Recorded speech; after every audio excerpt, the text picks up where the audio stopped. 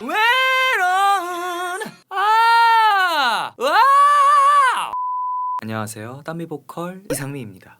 오늘은 고음과 음역 상승에 대해서 얘기를 한번 해보려고 하는데요. 항상 모든 문제는 원인과 이유를 알아야겠죠?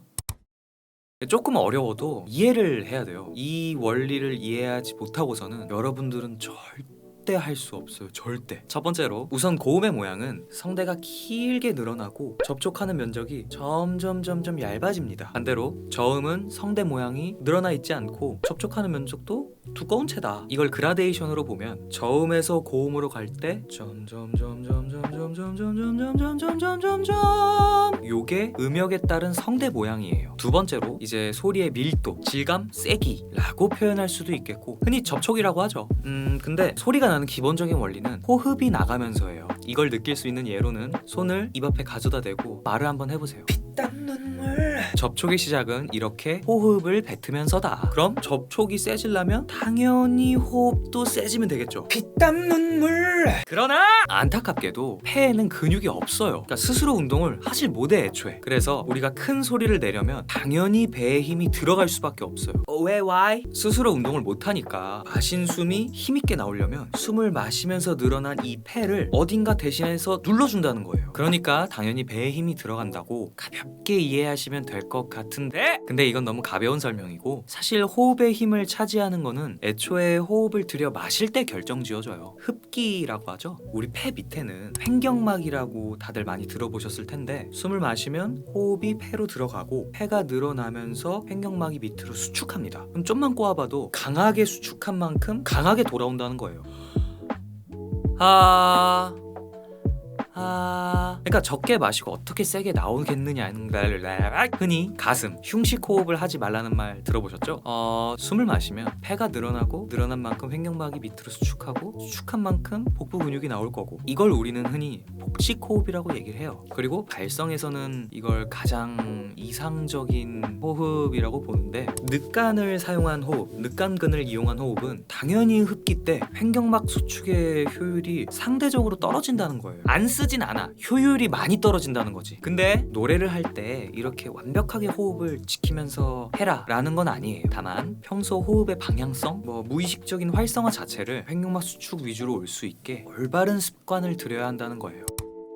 그러면 한번 생각해봐요. 예를 들어 나는 성대가 풀어지고 접촉을 잘 못해. 그래서 접촉을 하고 싶어. 근데 갈비뼈가 옆으로 들리면서 호흡을 하면 횡격막 수축의 효율이 떨어지니 상대적으로 강한 호흡을 할 수 있는 상태가 아니겠죠. 그러면 우리 몸은 어떤 대처를 할까요? 바로 어딘가에서 모자란 힘을 빌려옵니다. 이걸 우린 외부 근육의 개입이라고 해요. 즉 불필요한 힘의 시작이다. 강한 호흡을 할 수가 없으니 배, 가슴, 승모, 어깨, 목 등 주변 모든 근육에서 빌려온다는 거야. 이 모자란 힘을 빌려오는 순서는 그 부위에서 점점 퍼져나간다고 보면 돼요. 호흡이 모자르다고 발가락에 힘이 들어가진 않아. 아무튼 그 주변 근육의 개입을 통해서라도 어떻게든 결과를 만든다는 거야. 명심하세요. 외부 근육의 개입은 무언가 수행할 조건이 부족할 때 나오는 겁니다. 이제 외부 근육에 대한 개념도 어느 정도 정리가 됐죠. 계속해서 이제 어떻게 하느냐겠죠. 첫 번째로 말한 성대의 모양, 길게 늘리는 연습을 먼저 해야겠죠. 제 영상 성대 당기기 편에서도 다뤘지만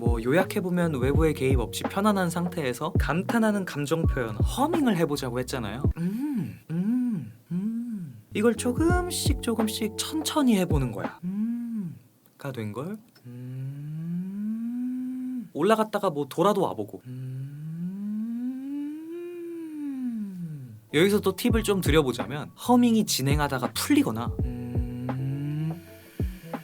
조금 더 고음의 노트까지 진행을 하고 싶으실 때는 다음 음정을 생각해보세요. 내가 내고 있는 순간에도 다음 음이 어떤 건지 어떻게 사용할지 생각만 해도 달라질걸요?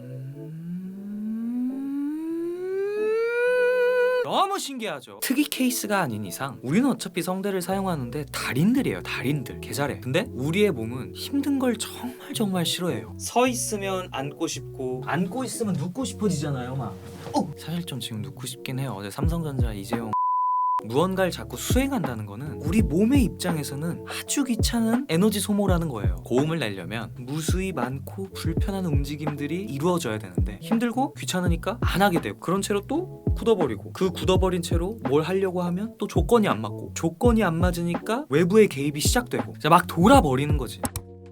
그래서 내 수행 능력을 아는 게 먼저고 처음부터 내 수행 능력 밖까지 무리한 진행은 절대 안 돼요. 왜? 또 어딘가에 개입이 들어올 거니까. 아하. 근육이나 감각들의 수행 능력의 상승에는 내가 진행할 수 있는 곳, 무리하지 않는 선까지가 가장 효율적이에요. 그리고 그게 제일 빨리 늘어요.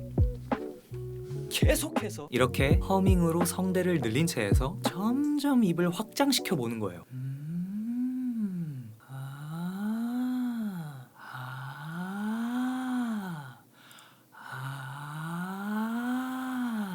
여기서 우리가 두 번째로 다뤘던 접촉, 즉 호흡을 내보내 보는 거예요. 이것도 나의 운동 수행 영역을 미리 알아야 되니 처음부터 센 호흡이 아닌 점점 더해준다고 생각하시면 돼요.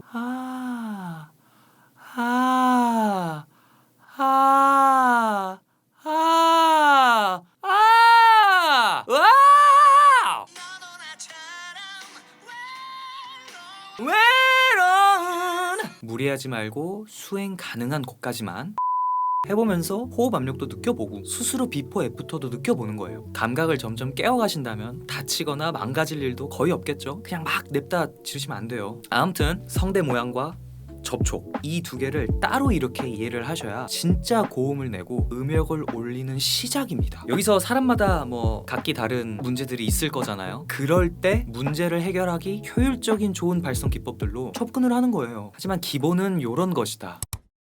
오늘 조금 호흡 설명 쪽으로 많이 빠지긴 했는데 그만큼 소리의 기본은 호흡이니까. 근데 이건 음성이에요. 음성. 우리가 노래에서 쓰이는 뭐랄까 가수처럼 예쁘고 되게 젠틀한 소리는 뭐 성대의 곡률, 내전율이라고도 하죠. 그거에 따라 또 나뉘는데 Sun in the sky, sun in the sky 어렵진 않은데 여기서부터가 이제 진짜 시작이에요. 뭐 아무튼 준비됐죠?